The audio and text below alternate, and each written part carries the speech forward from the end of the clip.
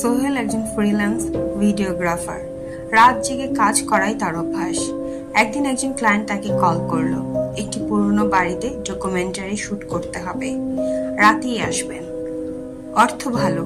তাই রাজি হয়ে গেল সে। বাড়িটা পুরনো, নদীর ধারে।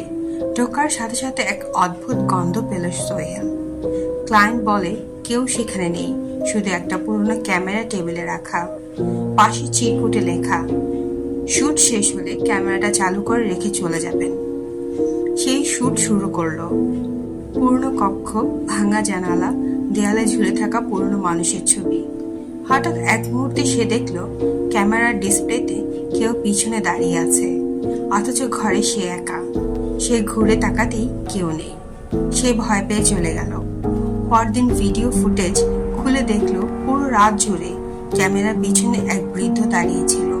তার চোখে শুধু রক্তলাল দৃষ্টি, আর শেষ কয়েক সেকেন্ডে শোনা যায়, এবার তুমি ক্যামেরার ভিতর। ক্যামেরাটা আজও সেই বাড়িতে আছে।